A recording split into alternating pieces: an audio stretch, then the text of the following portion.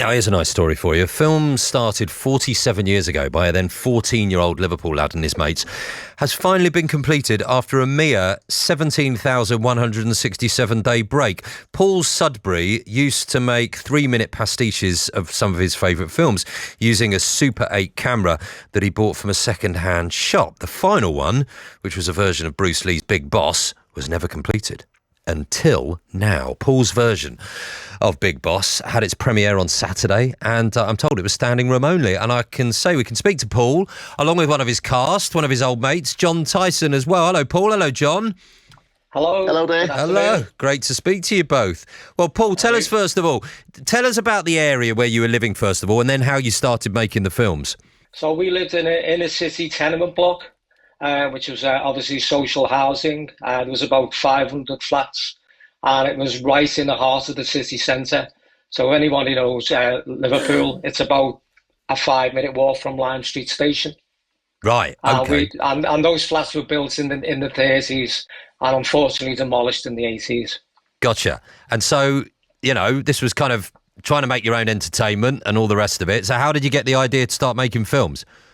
We always had a fascination with cinema. We lived across the road from an Odeon, and we were at the cinema every week, gaining inspiration. And then I just saw this second-hand camera in a shop, a local shop. Asked my parents if I could have the money to buy it. We didn't have the money, so I cancelled a school trip, and that paid for the camera.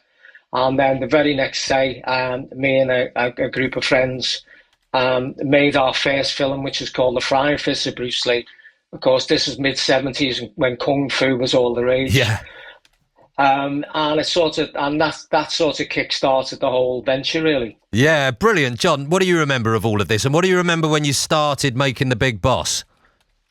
Well, it was like sort of one of those long summers when every day sort of felt like an adventure. As Paul said, we didn't really have much to do. Paul bought this second-hand camera, which he still got today, by the way. We were around about sort of 10 to 12 and thought, why not make a proper movie? And of course, we had no script, we had no equipment, we had no clue what we were doing, really. But that was the magic. So we spent the whole week planning out the scenes, designing props with whatever we could find around the house, building sets out of cardboard. At the time, it felt like something like we were making an epic. Yeah. I absolutely love it. Claire and I were talking earlier on about having memories of doing our own kind of ridiculous films and movies and all of that. I mean, the kids these days, it's just kind of part of their upbringing, isn't it? But it was a lot more effort back then, obviously. So I know, Paul, that you kind of gave up the ghost for a bit, didn't you, when your father died at quite a young age? So completely understandably put it on pause. But I suppose you weren't necessarily expecting the pause to be as long as it was. How did you come back to it and go about remaking it? So it was 1978, as I say, we'd shot the first 2 scenes, and sadly my dad passed away suddenly. So I didn't really feel like completing it at the time, put the camera away, and never really made another film. Prior to that, we were making a film every couple of months. You know, we did 2 James Bond films, 2 Bruce Lee films, Rocky, with me and John playing Rocky and Apollo Creed. So it was quite adventurous, and then put the camera away. And then about 25 years later, I was transferring the cine film. I bought a video camera at that time, transferring the cine film. And then I came across The Big Boss and then realised we never finished it. I reached out, because we've remained friends all this time. We've been friends for 50 years. I reached out to the guys, but unfortunately the main character, the Big Boss character, had emigrated to Australia. Right. And so we didn't have a budget to fly him over. so we couldn't finish it. And then I had at the same time, I made a documentary. I started to get into documentary film. Then I made a documentary called Gardens of Stone about growing up in the inner city tenement blocks. And then we had an anniversary screening on Saturday, because it's 20 years since I made that film. And then it transpires that Ian Sallery, who plays the Big Boss, was coming to Liverpool to visit the family.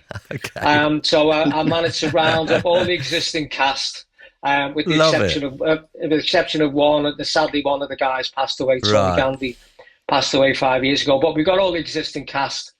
Wrote the final part of the script, and then we choreographed what we laughingly call the fight scenes. Brilliant. I mean, I absolutely love it. I think I've got a bit of a clip that we can play from it, I'm told. Right. It's only 8 seconds long, but have a little listen to this. Here we go.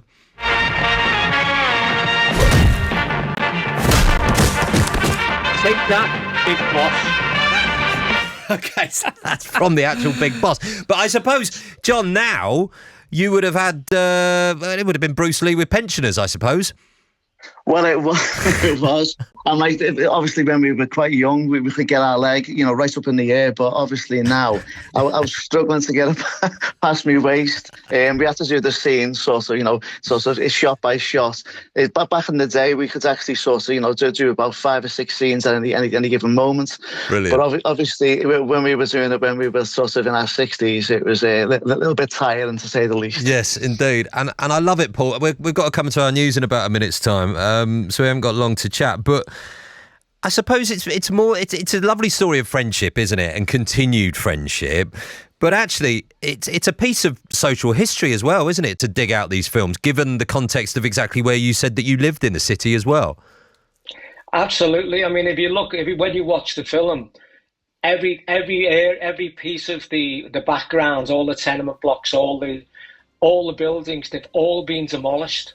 The only one part left of that area is that corner where we shot the final scene of Big Boss. Everything else has been demolished.